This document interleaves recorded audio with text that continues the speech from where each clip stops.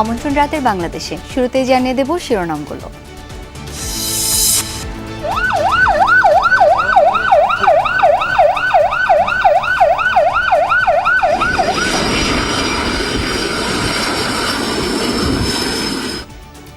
Singapore general হাসপাতালে প্রাথমিক পরীক্ষা নিরীক্ষা চলছে। ওসমান হাদির শহীদ মিনারের সমাবেশ থেকে পরাজিত ফ্যাসিবাদের বিরুদ্ধে কঠোর হুঁশিয়ারি।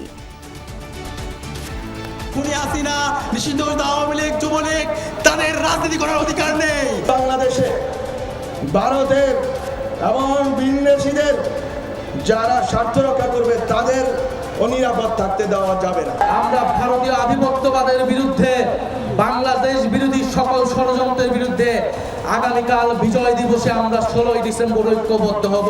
মানুষের জাতিসত্তার জনগণের নিরাপত্তার জন্য একটি গোয়েন্দা তথ্য দিয়েও সাহায্য করতে পারেননি। উন্মোচন হলো হামলাকারীদের পালানোর রুট। ময়মনসিংহের হালুয়াঘাট থেকে মোটরসাইকেল জব্দ। সীমান্ত পারের বিষয়টি খতিয়ে দেখছে বিজিবি।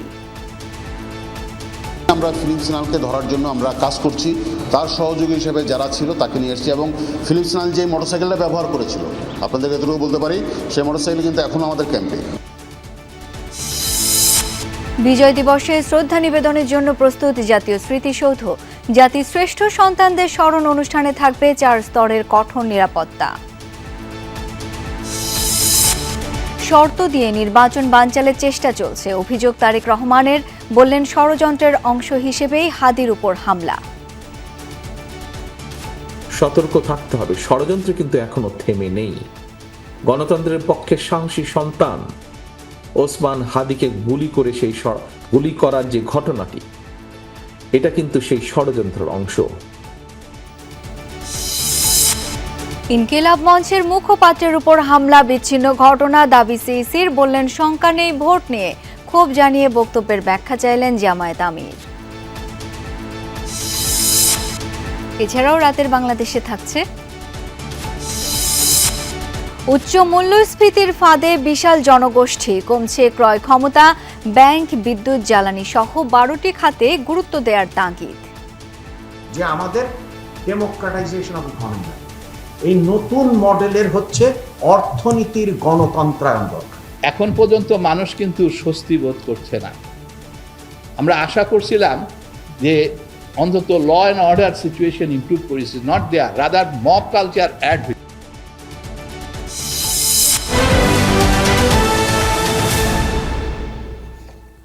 এতক্ষণ শিরোনামগুলো দেখছিলেন, সাথে আছি আমি শাওন দত্ত। সিঙ্গাপুর জেনারেল হাসপাতালে ভর্তির পর প্রাথমিক পরীক্ষা নিরীক্ষা চলছে ইনকিলাব মঞ্চের মুখপাত্র ওসমান হাদির। এর আগে তাকে বহনকারী এয়ার অ্যাম্বুলেন্স বাংলাদেশ সময় সন্ধ্যা 5:50 সিলেটার এয়ারপোর্টে অবতরণ করে। সেখান থেকে সরাসরি নেওয়া হয় হাসপাতালে। সেখানকার অ্যাক্সিডেন্টস ইমার্জেন্সি বিভাগে তার চিকিৎসা চলবে। এর আগে দুপুর 2টার দিকে তাকে বহনকারী এয়ার অ্যাম্বুলেন্স ঢাকার আকাশ ত্যাগ করে। শাহজালাল বিমানবন্দরে হাদিকে বিদায় দেওয়ার পর প্রধান উপদেষ্টার বিশেষ সহকারী জানান, সিঙ্গাপুরে ওসমান হাদির চিকিৎসা কার্যক্রম তদারকি করবে বাংলাদেশ হাইকমিশন।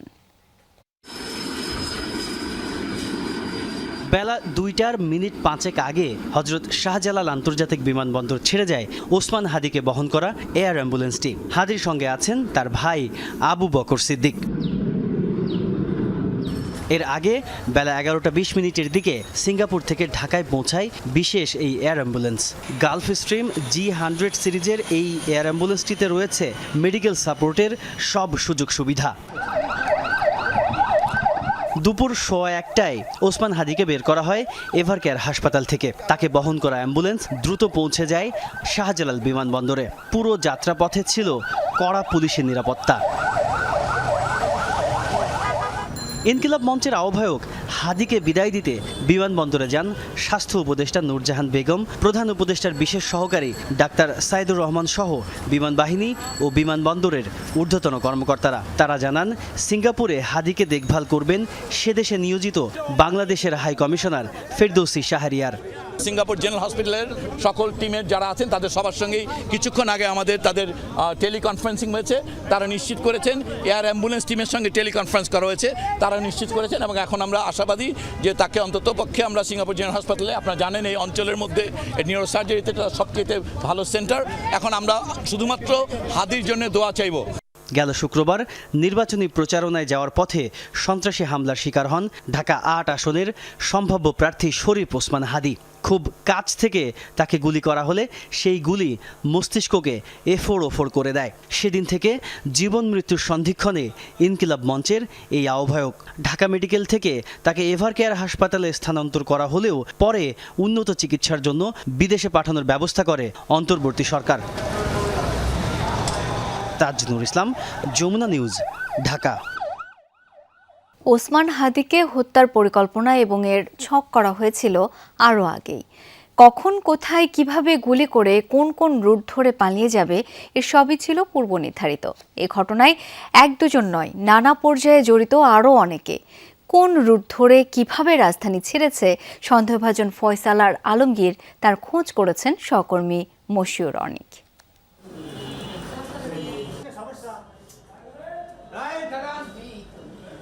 12 ডিসেম্বর 2025 শুক্রবার জুমার নামাজের পর অটোরিকশায় করে যখন ওসমান হাদি রাজধানীর বিজয়নগরের বক্স কালভার্ট রোডে বাইতুস-সালা জামে মসজিদের সামনে পৌঁছান, ঠিক তখনই সেখানে পৌঁছায় আগে থেকে ফলো করতে থাকা মোটরসাইকেলের দুই আততায়ী। প্রশ্ন হলো, এত সিসি ক্যামেরা, এত নিরাপত্তা বেষ্টনীর মধ্যেও রাজধানীতে দিনে দুপুরে কিভাবে এমন একটা কর্মসংগঠিত করে পালিয়ে যেতে পারে আততায়ীরা? যমুনা টেলিভিশন সেই আদ্যপান্ত খুঁজে বের করার চেষ্টা করবে।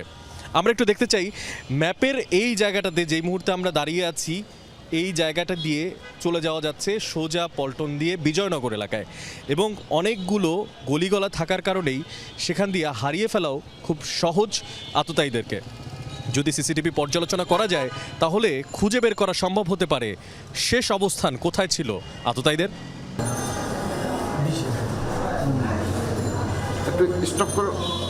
সময় দুপুর 2:20।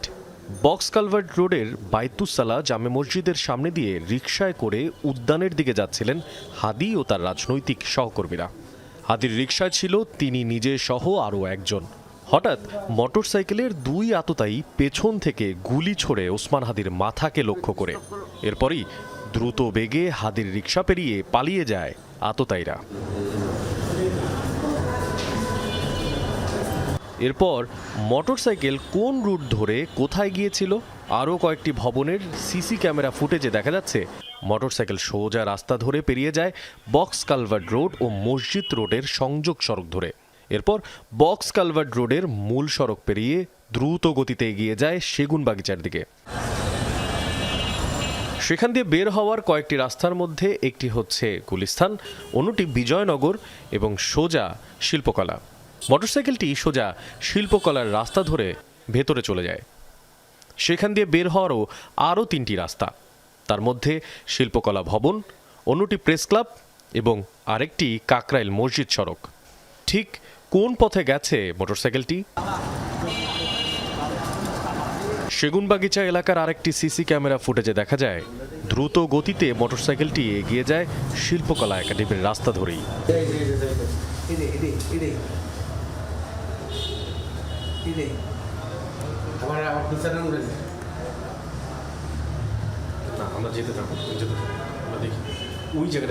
যেভাবে দেখছি এইভাবে সেম ডে, আর কয়েক জায়গায় দেখলাম যে অবস্থা, এই অবস্থা আমি দেখছি, কিন্তু ফেসটা পুরো ভাসে না। সব জায়গার মধ্যে দেখলাম যে ফেসটা তার ভাসে না, যে স্পিডে আসছে ওই স্পিড আরও স্লোভাবে আসলে সে তো শ্যুট করে মানে তারা উড়ে করে চলে গেছে। আমি ধরতে গেলাম, পুলিশে আমারই আগে হেরস্ত করবো যে আপনি কি দেখছেন, কি জানেন, আপনি সাক্ষী দেন, আপনি থানায় চলেন। এই কারণে, বিশেষ করে এই কারণেই মনে করেন মূলত কেউ আগায় না। শুক্রবারের দুপুর রাস্তায় যানবাহনের সংখ্যা একেবারেই কম। স্বাভাবিক হয়ে এক রাস্তা ধরেই মোটরসাইকেলটি যায় মিরপুরে। তারপর মিরপুরের পর আর ব্যবহার হয়নি মোটরসাইকেলটি। নাম্বার ধরে এর মালিককে গ্রেফতার করে পুলিশ। সে এখন 3 দিনের রিমান্ডে। ঘটনার পর শুক্রবার মধ্যরাতে সীমান্তে বাড়ানো হয় নজরদারি, আততায়ীরা যেন পালিয়ে যেতে না পারে। পুলিশ এখনও বলছে বৈধ পথে দেশ ছেড়ে যাওয়ার কোনো রেকর্ড নেই। আবার হালুয়াঘাট সীমান্ত থেকে 2 মানব পাচারকারীকে আটকও করা হয়েছে। তাদের কাছ থেকে পাওয়া গেছে ফয়সাল আলমগীরের পালিয়ে যাওয়ার তথ্য। বাট আমরা ট্রাই করতেছি। তাদের বয়ান অনুযায়ী হালুয়াঘাট সীমান্ত দিয়ে শুক্রবার রাতেই পালিয়েছে ফয়সাল আলমগীর, যে কাজে সহায়তা করেছে আটক দুজনই। মাঝে দুইবার দুটো প্রাইভেট কার বদলের তথ্য পাওয়া যাচ্ছে, তবে কারা তাদের জন্য এসব ব্যবস্থা করে রেখেছিল তাদের খুঁজছে আইন শৃঙ্খলা রক্ষাকারী বাহিনী। মশিউর অনিক, যমুনা নিউজ, ঢাকা। ইনকিলাব মঞ্চের মুখপাত্র শরীফ ওসমান হাদিকে হত্যা চেষ্টার ঘটনায় এখন পর্যন্ত 8 জনকে গ্রেপ্তার করার কথা জানিয়েছে পুলিশ। এর মধ্যে ফয়সালের স্ত্রী সামিয়া, শ্যালক শিপু, প্রেমিকা মারিয়াকে 5 দিন করে রিমান্ড দিয়েছে আদালত। পুলিশের দাবি, ঘটনার আগে পরে যাদের সাথে ফয়সাল যোগাযোগ করেছে তাদের জিজ্ঞাসাবাদের জন্য পুলিশি হেফাজতে নেওয়া হয়েছে। এদিকে ফয়সাল ও আলমগীর হালুয়াঘাট সীমান্ত দিয়ে পালিয়ে যাওয়ার গুঞ্জনে প্রেস ব্রিফ করেছে বিজিবি। বলা হয়েছে, ধারা বাজার থেকে মোটরসাইকেলে করে হামলাকারীরা সীমান্ত এলাকায় যায়। তাদের সহায়তার অভিযোগে ফিলিপ নামের স্থানীয় এক সন্ত্রাসীকে আটক করা হয়েছে। তার বাড়ি থেকে উদ্ধার হয়েছে একটি মোটরসাইকেল। ধারাবাজারে আসার পরে যে মোটরসাইকেলে করে বর্ডার এলাকাতে সে ঘুরেছে বা নিয়ে গিয়েছে আশেপাশে, যে মোটরসাইকেলটা ব্যবহারের কথা বলা হচ্ছে, অর্থাৎ ফিলিপ যে মোটরসাইকেলটা ব্যবহার করেছে এই পাচারকারী সন্দেহজনক হিসেবে, সেই মোটরসাইকেলটাকে আমরা আটক করেছি। বিজয় দিবসে উৎসব নয়, ভারতীয় আধিপত্যবাদের বিরুদ্ধে প্রতিরোধের ডাক দিয়ে র্যালির ঘোষণা এসেছে ইনকিলাব মঞ্চ থেকে। বিকেলে তাদের ডাকে কেন্দ্রীয় শহীদ মিনারে প্রতিরোধ সমাবেশে যোগ দেন বিভিন্ন রাজনৈতিক দলের নেতাকর্মীরা। অন্তর্বর্তী সরকারের বিরুদ্ধে জুলাই আন্দোলনকারীদের নিরাপত্তা দিতে ব্যর্থতার অভিযোগ আনেন তারা। একই সাথে ফ্যাসিবাদের ষড়যন্ত্র রুখে দেওয়ার দৃঢ় প্রত্যয় জানান তারা। আমরা রাজপথে নেমে বুক পেতে দিয়ে রক্ত দিয়ে জীবন দিয়ে ইনকিলাব মঞ্চের মুখপাত্র ও ঢাকা 8 আসনের সম্ভাব্য প্রার্থী শরীফ ওসমান হাদিকে হত্যা চেষ্টার প্রতিবাদে শহীদ মিনারে সর্বদলীয় প্রতিরোধ সমাবেশ।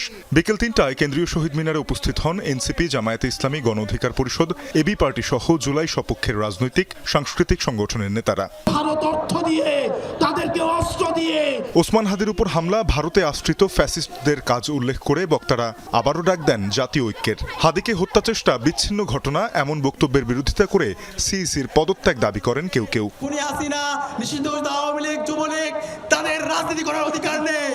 তারা সন্ত্রাসী গোষ্ঠী। যারা বাংলাদেশকে একটি করদ রাজ্য বানাতে চায়, এই বাংলাদেশ আর কখনোই ভারতের দাদাগিরি মানবে না। অন্তর্বর্তী সরকার, স্বরাষ্ট্র উপদেষ্টা, তারা এই খুনিদেরকে ধরার জন্য তারা উপযুক্ত লোক না। গোয়েন্দা ব্যর্থতার জবাব সরকারকে দিতে হবে মন্তব্য করেন জামায়াতের সেক্রেটারি জেনারেল। বলেন, অস্ত্রধারীদের তথ্য পুলিশের কাছে আছে, অবিলম্বে তাদের গ্রেফতার করতে হবে। সদ্য সাবেক উপদেষ্টা মাহফুজ আলম বলেন, যারা ভারত ও ভিনদেশীদের স্বার্থ রক্ষা করবে তাদের নিরাপদে থাকতে দেয়া হবে না। হাজার হাজার কোটি টাকার বেতন দিয়ে, রাজস্ব ট্যাক্স খাজনার পয়সায় বেতন নিয়ে স্বাধীনতার 54 বছরে আপনারা মানুষের জাতিসত্তার জনগণের নিরাপত্তার জন্য একটি গোয়েন্দা তথ্য দিয়েও সাহায্য করতে পারেননি। তা না হলে তার উপর আক্রমণের 2-3 দিন আগের থেকে সে বলছে, আমার জীবনের নিরাপত্তা নেই, আমি নিরাপত্তাহীনতায় ভুগছি। বাংলাদেশে ভারতের এবং বিদেশিদের যারা স্বার্থ রক্ষা করবে তাদের অনিরাপদ থাকতে দেওয়া যাবে না। আমরা যদি নিরাপদ না থাকি, এই দেশে আমাদের শত্রুরাও নিরাপদ থাকতে পারবে না। এটা হচ্ছে বেসিক কন্ডিশন। বাংলাদেশের সঙ্গে সম্মান ও মর্যাদার সম্পর্ক রাখতে ভারতের প্রতি আহ্বান জানান এনসিপি নেতারা। 16 ডিসেম্বর বিজয় দিবসে আধিপত্য বিরোধী র্যালির ডাক দেন দলটির আহ্বায়ক নাহিদ ইসলাম। আগামীকাল আমরা উৎসব করতে রাস্তায় নামবো না, আগামীকাল আমরা প্রতিরোধের যাত্রা বাংলাদেশের রাস্তায় রাস্তায় পালন করব। এই ঢাকা শহরে আমরা প্রতিরোধের র্যালি করব। আমরা ভারতীয় আধিপত্যবাদের বিরুদ্ধে, বাংলাদেশ বিরোধী সকল ষড়যন্ত্রের বিরুদ্ধে আগামীকাল বিজয় দিবসে আমরা 16 ডিসেম্বর ঐক্যবদ্ধ হব। বাংলাদেশে গণহত্যার সাথে জড়িত প্রত্যেকটা খুনিকে বাংলাদেশের কাছে হস্তান্তর করতে হবে। ভারতের সাথে বন্ধুত্ব করে যদি ক্ষমতায় টিকে থাকা যেত, তাহলে শেখ হাসিনাকে পালিয়ে ভারতে আশ্রয় নিতে হতো না। 25 ডিসেম্বরের মধ্যে শেখ হাসিনা সহ হাদির হত্যা চেষ্টাকারীদের বাংলাদেশে পাঠাতে আলটিমেটাম দেন আমার দেশ পত্রিকার সম্পাদক মাহমুদুর রহমান। অন্যথায় ভারতের প্রতিটি প্রতিষ্ঠানের বিরুদ্ধে প্রতিরোধ ও বাংলাদেশে কর্মরত ভারতীয়দের ওয়ার্ক পারমিট বাতিলের হুঁশিয়ারিও দেন তিনি। তানজিম শাফিন, যমুনা নিউজ, ঢাকা। কাল 16 ডিসেম্বর মহান বিজয় দিবস। মুক্তিযুদ্ধে বীর শহীদদের স্মরণ করবে গোটা জাতি। শ্রদ্ধা আর ভালোবাসায় সিক্ত হতে পুরোপুরি প্রস্তুত সাভারের জাতীয় স্মৃতিসৌধ। দিনটি উপলক্ষে 4 স্তরের কঠোর নিরাপত্তা বলয় তৈরির কথা জানিয়েছে আইনশৃঙ্খলা বাহিনী। যে যুদ্ধ পরাধীনতার শিকল ভেঙে বিশ্বের মানচিত্রে স্থান দিয়েছে এক টুকরো ভূখণ্ড, মুক্ত আকাশে দখল নিয়েছে লাল সবুজের পতাকা, সেই মহান মুক্তিযুদ্ধে বীর শহীদদের প্রতি শ্রদ্ধা জানাতে প্রস্তুত সাভারের জাতীয় স্মৃতিসৌধ। মানুষের শ্রদ্ধা আর ভালোবাসায় মোড়ানো ফুলে ফুলে ভরে উঠবে স্মৃতিসৌধের শহীদ বেদি। এরই মধ্যে জাতীয় স্মৃতিসৌধকে ধুয়ে মুছে রং তুলির আঁচড়ে প্রস্তুত করা হয়েছে। লাল সবুজের সাজে সেজেছে সৌধ এলাকা। জাতীয় স্মৃতিসৌধে পুরো কমপ্লেক্সকে ধুয়ে মুছে পরিপাটিকরণ, সিসি ক্যামেরা স্থাপন, লেক সংস্কারকরণ, ফুল গাছ রোপণ সহ অন্যান্য বিশেষ কাজ ইতিমধ্যে সম্পন্ন হয়েছে। জাতীয় স্মৃতিসৌধ বীর শহীদদের প্রতি শ্রদ্ধা নিবেদনের জন্য প্রস্তুত রয়েছে। এদিকে শুধু সৌধ প্রাঙ্গণই নয়, বিজয় দিবসের রঙিন সাজে সেজেছে সাভারের জনপদ। দিবসটি উদযাপনে উপজেলা প্রশাসনের পক্ষ থেকে নেওয়া হয়েছে বিভিন্ন উদ্যোগ। রঙিন আলোতে সাজসজ্জা করেছে, পাশাপাশি আমাদের যে পৌরসভার পক্ষ থেকে বিভিন্ন ধরনের ব্যানার ফেস্টুন রাস্তার দুপাশে সৌন্দর্য বর্ধনের জন্য লাগানো হয়েছে। এবার সৌধ এলাকা সহ সড়ক মহাসড়কে নেওয়া হয়েছে 4 স্তরে বাড়তি নিরাপত্তা। সিসিটিভির পাশাপাশি নজরদারি থাকছে সাদা পোশাকের আইন শৃঙ্খলা রক্ষাকারী বাহিনীর সদস্যদের। আমাদের 4000-এর অধিক ফোর্স মোতায়েন করা হয়েছে এবং এই ফোর্স সার্বিক নিরাপত্তা রক্ষায়, জনগণের জানমাল নিরাপত্তা রক্ষার জন্য সার্বিকভাবে তারা নিয়োজিত থাকবে। 16 ডিসেম্বর রাষ্ট্রপতি প্রধান উপদেষ্টা শ্রদ্ধা নিবেদনের পর সর্বসাধারণের জন্য খুলে দেওয়া হবে সাভারের জাতীয় স্মৃতিসৌধের এই প্রধান ফটক। মাহফুজুর রহমান নিপু, যমুনা নিউজ, সাভার। সময় মতো নির্বাচন হবে এবং সেই নির্বাচনে জনগণের পাশে থাকার প্রত্যয় জানিয়েছেন বিএনপির ভারপ্রাপ্ত চেয়ারম্যান তারেক রহমান। বলেছেন, শর্ত জুড়ে একটি গোষ্ঠী নির্বাচন বানচালে ষড়যন্ত্র করছে। দেশের স্বার্থবিরোধী সেই শক্তি ষড়যন্ত্রের শিকার ওসমান হাদি। বিএনপির ভারপ্রাপ্ত চেয়ারম্যান বলেন, পরিস্থিতির সুযোগ নিয়ে পরাজিত শক্তি নতুন ইতিহাস তৈরির চেষ্টা করছে। বিজয় দিবস উপলক্ষে রাজধানীর ইঞ্জিনিয়ার্স ইনস্টিটিউশনে এই আলোচনা সভার আয়োজন করে বিএনপি, যেখানে 71-এর মুক্তিকামী মানুষের অনবদ্য ত্যাগ আর সংগ্রামের পাশাপাশি হানাদার বাহিনী ও তাদের সহযোগীদের নৃশংসতা তুলে ধরেন বক্তারা। ত্যাগের বিনিময়ে আমরা স্বাধীনতা অর্জন করেছি।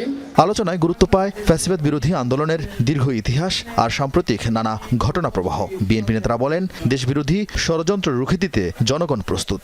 আগামীতে গণতান্ত্রিক উত্তরণকে খুব সহজতর যাতে না হয় সেজন্য বহুবিধ ষড়যন্ত্রের জাল বিছিয়েছে।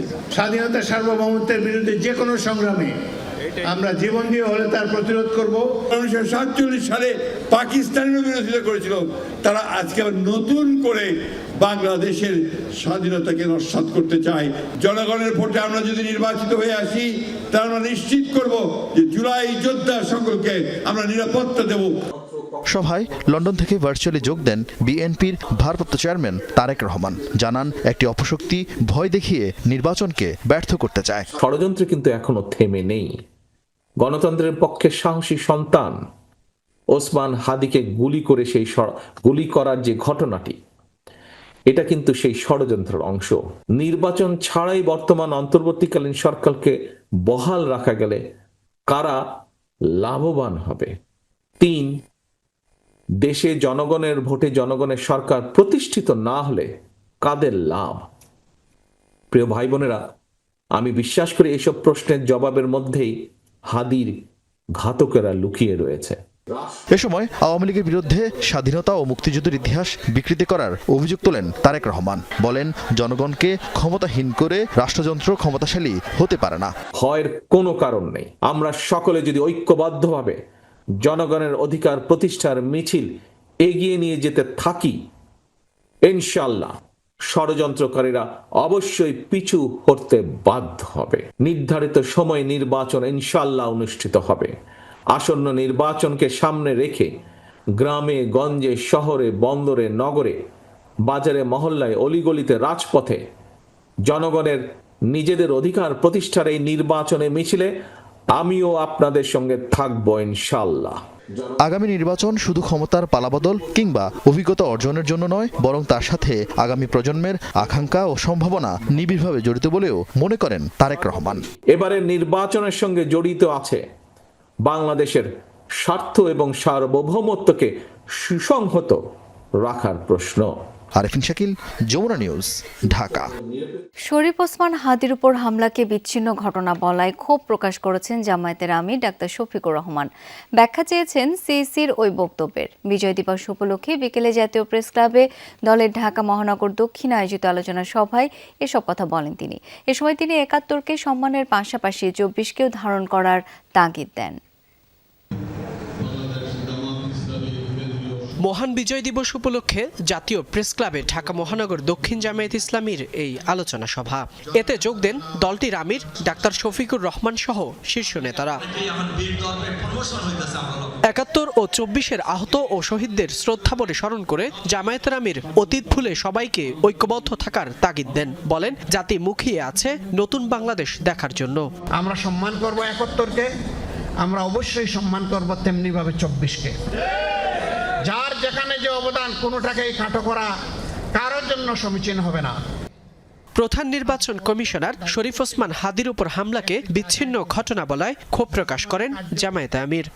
বাংলাদেশ এই কয়টা দিন যাদের নিয়ন্ত্রণে চলবে, সেই নির্বাচন কমিশনের প্রধান তিনি একটি বক্তব্য রেখেছেন, যা আমি বিশ্বাস করি আমার মতো সমস্ত মানুষকে আহত করেছে। আমি তাকে বিনয়ের সাথে অনুরোধ করব, আপনার এই বক্তব্যের ব্যাখ্যা আপনাকে দিতে হবে। হাদির সুচিকিৎসায় সরকারের পদক্ষেপে সন্তোষ জানিয়ে জামায়াতের আমির বিপ্লবীদের নিরাপত্তা ও অপরাধীদের দ্রুত বিচার নিশ্চিতের আহ্বান জানান। যেই তরুণরা বিজয় এনে দিয়েছে, আমরা এই বাংলাদেশ তাদের হাতে তুলে দিতে চাই। এই জন্যই আজকে তরুণরা টার্গেট, এর জন্যই আজকে বিপ্লবীরা টার্গেট। আমরা ওই সমস্ত দুষ্কৃতিকারীদেরকে বলতে চাই, এইভাবে কাপুরুষোচিত হামলা করে যে ষড়যন্ত্র তোমরা করছো জাতিকে ভয় দেখানোর, তোমাদের প্রত্যেকটি বুলেটের আঘাত এই জাতিকে নতুন করে জীবন দিবে ইনশাআল্লাহ। জামায়াত নির্বাচনে জয়ী হলে জাতীয় সরকার গঠনের ঘোষণা দেন ডাক্তার শফিকুর রহমান। বলেন, যারাই এই সরকারে কাজ করবে তাদের দুর্নীতিমুক্ত ন্যায় বিচার প্রতিষ্ঠা ও জুলাই সনদ বাস্তবায়নে অঙ্গীকার করতে হবে। প্রিয় দেশের জনগণের ভালোবাসায় আমাদেরকে নির্বাচিত করেন, আমরা তাদেরকেও বাদ দিব না। সবাইকে নিয়ে আমরা ইনশাআল্লাহ ঐক্যবদ্ধ জাতি করব। ফয়সাল মাহমুদ, যমুনা নিউজ, ঢাকা। হাদির উপর হামলাকে বিচ্ছিন্ন ঘটনা বলে দেয়া বক্তব্য থেকে সরে এসেছেন প্রধান নির্বাচন কমিশনার AMM নাসির উদ্দিন। রাতে ইসির এক বিজ্ঞপ্তিতে দাবি করা হয়, তিনি বুঝাতে চেয়েছেন ওই ঘটনা নির্বাচন বাধাগ্রস্ত করবে না। এছাড়া দোষীদের বিরুদ্ধে কঠোর ব্যবস্থার নির্দেশ দেওয়ার পাশাপাশি তার আরোগ্য কামনা করা হয়েছে। এর আগে সকালে রাজধানীর গুলশানে ইয়ুথ ভোটার অনুষ্ঠানের উদ্বোধনীতে সিইসি জানান, ওসমান হাদির উপর গুলি চালানোকে বিচ্ছিন্ন ঘটনা হিসেবে দেখছে নির্বাচন কমিশন। তাই নির্বাচন নিয়ে কোনো শঙ্কা নেই, তবে সবার সহযোগিতা ছাড়া সুষ্ঠু নির্বাচন আয়োজন সম্ভব নয় বলেও জানান সিইসি। তিনি বলেন, ইসির একার পক্ষে সুষ্ঠু, নিরপেক্ষ ও বিশ্বাসযোগ্য নির্বাচন আয়োজন সম্ভব নয়। চিন্তা মাথা থেকে ঝেড়ে ফেলার আহ্বান জানিয়ে প্রধান নির্বাচন কমিশনার জানান, ভোটের সময় আইন শৃঙ্খলা পরিস্থিতি ঠিক রাখতে আইন শৃঙ্খলা বাহিনীকে নির্দেশনা দেওয়া হয়েছে। অবনতি হলো কোথায়? একটু মাঝে মধ্যে দুই একটা খুন খারাপি হয়, যে হাদির একটা ঘটনা হয়েছে, আমরা এগুলো বিচ্ছিন্ন ঘটনা বলে মনে করি। এই ধরনের ঘটনা তো সবসময় ছিল। ইলেকশন আসলে এই ধরনের ঘটনা হয় বাংলাদেশে, এগুলো নতুন কিছু না। সুতরাং আইন শৃঙ্খলা পরিস্থিতির বড় উন্নতি হয়েছে। স্বরাষ্ট্র উপদেষ্টা জাহাঙ্গীর আলম চৌধুরীকে পাশে রেখেই তার পদত্যাগ দাবি করলেন ডাকসু নেতারা। এ সময় ওসমান হাদির উপর গুলিবর্ষণকারীদের দ্রুত গ্রেপ্তার সহ ৩ দফা দাবিতে ৪৮ ঘণ্টার আলটিমেটাম দেন তারা। দাবি পূরণ না হলে পররাষ্ট্র ও আইন উপদেষ্টারও পদত্যাগ চান ডাকসু নেতারা। স্বরাষ্ট্র উপদেষ্টা তাদের দাবি যৌক্তিক উল্লেখ করে বাস্তবায়নের আশ্বাস দিয়েছেন। ওসমান হাদির ওপর গুলিবর্ষণকারীদের দ্রুত গ্রেফতার সহ ৩ দফা দাবিতে প্রথমে শাহবাগ অবরোধ করেন আন্দোলনকারীরা। পরে সচিবালয় ঘেরাওয়ের উদ্দেশ্যে অবস্থান নেয় শিক্ষা ভবনের সামনে। এক পর্যায়ে ডাকসু নেতৃবৃন্দ সহ আন্দোলনকারীদের কয়েকজন সচিবালয়ে স্বরাষ্ট্র উপদেষ্টার সঙ্গে দেখা করেন। দাবি জানান হাদির উপর হামলাকারী, পরিকল্পনাকারী ও সহায়তাকারীদের দ্রুত গ্রেফতার ও গোয়েন্দা সংস্থার গাফিলতির জন্য দায়ীদের বিচার।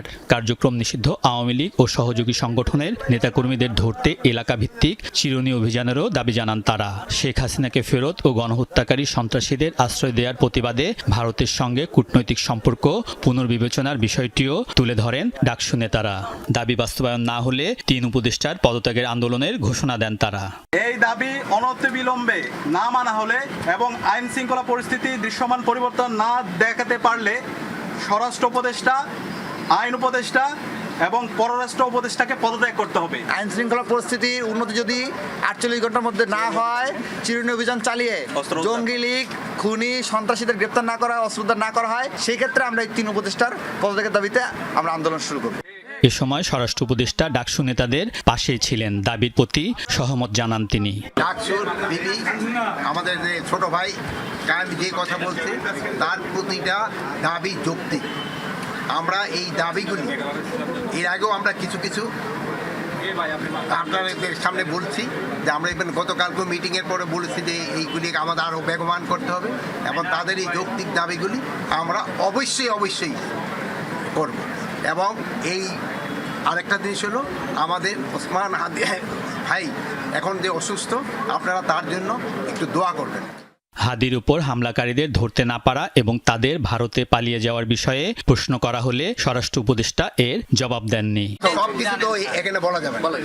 আলমগীর স্বপন, যমুনা নিউজ, ঢাকা। মানবতা বিরোধী অপরাধের মামলায় শেখ হাসিনা ও আসাদুজ্জামান খান কামালের আমৃত্যু কারাদণ্ডের বিপরীতে মৃত্যুদণ্ড চেয়ে আপিল করেছে ট্রাইব্যুনালের প্রসিকিউশন। সোমবার আপিল দায়েরের পর প্রসিকিউটর গাজী এম.এইচ. তামিম বলেন, তাদের অপরাধের জন্য মৃত্যুদণ্ডই প্রাপ্য। দ্রুতই এই আপিল নিষ্পত্তি হবে বলে আশা প্রসিকিউশনের। এদিন আওয়ামী লীগের আমলে গুম হয়ে ফিরে না আসা ব্যক্তিদের বিষয়ে তদন্ত চলছে বলেও জানানো হয়। 2024 সালের 14 জুলাই গণভবনে সংবাদ সম্মেলনে আন্দোলনকারীদের রাজাকার বলে উস্কানিমূলক বক্তব্য দেন শেখ হাসিনা। সেই রাতে ঢাকা বিশ্ববিদ্যালয়ের ভিসি মাকসুদ কামালের সাথে কথোপকথনে আন্দোলনকারীদের রাজাকার বলে তাদের ফাঁসি দেওয়ার মনোবাসনা জানায় তৎকালীন প্রধানমন্ত্রী শেখ হাসিনা। শেখ হাসিনার উস্কানি ও আদেশের পর রংপুরে আবু সাইদকে গুলি করে পুলিশ। এই মামলায় গত 17 নভেম্বর শেখ হাসিনা এবং সাবেক স্বরাষ্ট্রমন্ত্রী আসাদুজ্জামান খান কামালের আমৃত্যু কারাদণ্ড দেন ট্রাইব্যুনাল 1। এই সাজার বিরুদ্ধে আপিল করা হলো। এদিকে এই দিন চানখারপুলে 6 জনকে হত্যা মামলায় ডিএমপির সাবেক কমিশনার হাবিবুর রহমান সহ 8 জনের বিরুদ্ধে রাষ্ট্রপক্ষ যুক্তিতর্ক উপস্থাপন করেন। ট্রাইব্যুনালের 2-এ কুষ্টিয়ায় 6 জনকে হত্যায় পৃথক মামলায় মাহবুবুল আলম হানিফ ও হাসানুল হক কিনুর বিরুদ্ধেও সাক্ষ্য গ্রহণ অনুষ্ঠিত হয়। সাংবাদিক আনিস আলমগীরকে 5 দিনের রিমান্ডে পাঠালো আদালত। সন্ত্রাস বিরোধী আইনের মামলায় সোমবার সন্ধ্যায় তার রিমান্ড মঞ্জুর করেন ঢাকার অতিরিক্ত মহানগর হাকিম জসিতা ইসলাম। এর আগে শুনানিতে সাংবাদিক আনিস আলমগীর বলেন, তার বিরুদ্ধে আনা অভিযোগ সত্য নয়। সন্ত্রাস বিরোধী আইনের মামলায় সোমবার সন্ধ্যায় কড়া নিরাপত্তায় মুখ্য মহানগর হাকিমের আদালতে হাজির করা হয় সাংবাদিক আনিস আলমগীরকে। পুলিশের করা 7 দিনের রিমান্ড আবেদনের শুনানিতে নিজের বিরুদ্ধে আনা অভিযোগের বিষয়ে আনিস আলমগীর আদালতকে জানান, সব সরকারের আমলেই তিনি গঠনমূলক সমালোচনা করে গেছেন, যা ভবিষ্যতেও অব্যাহত থাকবে। রাষ্ট্রপক্ষের আইনজীবীর অভিযোগ, আনিস আলমগীর রাষ্ট্রবিরোধী উস্কানিমূলক বক্তব্য দিয়েছেন, যা স্বাধীন সার্বভৌমত্ব গণতন্ত্রের বিরুদ্ধে।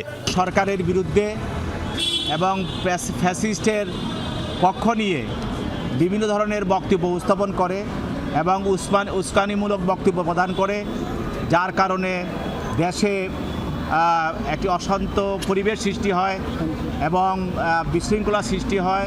আসামি পক্ষের আইনজীবীর দাবি, মুক্তভাবে কথা বলাতেই এই মামলা দায়ের করা হয়েছে সাংবাদিক আনিস আলমগীরের বিরুদ্ধে। আনিস আলমগীর তার বক্তব্যে যেটি বোঝাতে চেয়েছেন যে জুলাই পরবর্তী সময়ে সে মুক্তভাবে কথা বলার কারণেই তার হয়তো আজকে এই মামলার উদ্ভব। সে সব কিছু তার মনের যে কথা সেটি সে বলার চেষ্টা করেছেন সবসময় সাংবাদিক হিসাবে। রোববার রাতে রাজধানীর ধানমন্ডির একটি ব্যায়ামাগার থেকে বের হবার পর আনিস আলমগীরকে জুলাই রেভলিউশন অ্যালায়েন্সের করা মামলায় হেফাজতে নেয় গোয়েন্দা পুলিশ। তানফির সিদ্দিক টিপু, যমুনা নিউজ, ঢাকা। উচ্চ মূল্যস্ফীতির ফাঁদে পড়েছে বিশাল জনগোষ্ঠী। মূল্যস্ফীতির তুলনায় মজুরি কম, তাই ক্রয় ক্ষমতা কমেছে, বাড়ছে দারিদ্র্য। সবল ব্যাংক খাত প্রতিষ্ঠা না করা গেলে ঝুঁকিতে পড়বে অর্থনীতি। দেশের 1% মানুষের হাতে মোট সম্পদের 54%। এমন অবস্থায় অর্থনীতির ভারসাম্য ধরে রাখতে আগামী সরকারের 12 অগ্রাধিকার তুলে ধরেছে গবেষণা সংস্থা র্যাপিড। কর কাঠামো সহজ করার প্রতিশ্রুতি দিয়েছেন এনবিআর চেয়ারম্যান। আগামী বছরের 12ই ফেব্রুয়ারি ত্রয়োদশ জাতীয় সংসদ নির্বাচন প্রস্তুতি গ্রহণ করছে নির্বাচন কমিশন। অপেক্ষায় আছে দেশের মানুষ। সকালে রাজধানীর সিডাপ মিলনায়তনে নতুন সরকারের আর্থসামাজিক অগ্রাধিকার নিয়ে সেমিনারের আয়োজন করে গবেষণা প্রতিষ্ঠান র্যাপিড।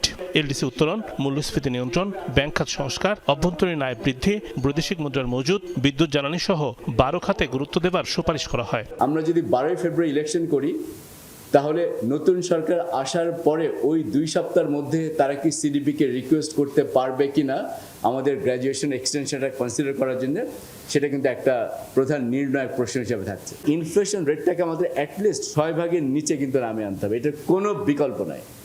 এটা যদি আমরা করতে না পারি তাহলে হবে কি, এই মানুষগুলো যারা দরিদ্র সীমার নিচে বাস করছেন তাদের অবস্থা কিন্তু আরো ভালনারেবল হবে।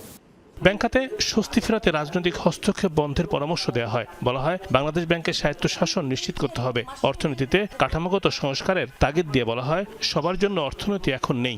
আমাদের বাংলাদেশের অভিজ্ঞতা বলে যে আমাদের ডেমোক্রেটাইজেশন অফ ইকোনমি লাগবে। এই নতুন মডেলের হচ্ছে অর্থনীতির গণতন্ত্রায়ন দরকার। এখন পর্যন্ত মানুষ কিন্তু স্বস্তি বোধ করছে না। আমরা আশা করছিলাম যে অন্তত law and order situation improve করেছে, not there, rather mob culture add হয়েছে।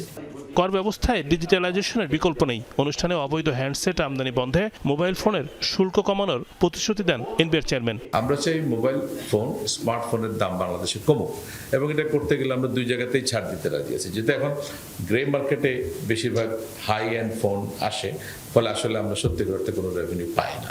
এটা যদি আমরা ফর্মাল করতে পারি এনআইএর ইমপ্লিমেন্টের মাধ্যমে, ইভেন রেভিনিউ যদি আমরা ছেড়েও দিই তারপরে কিন্তু ফর্মাল চ্যানেলে আসার কারণে আমাদের রেভিনিউ বাড়বে।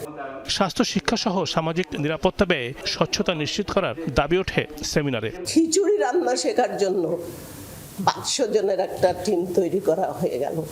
রিমন রহমান, যমুনা নিউজ, ঢাকা। আর এই ছিল রাতের বাংলাদেশের আয়োজনে। এতক্ষণ আমাদের সাথে থাকার জন্য সবাইকে অসংখ্য ধন্যবাদ। শুভরাত্রি।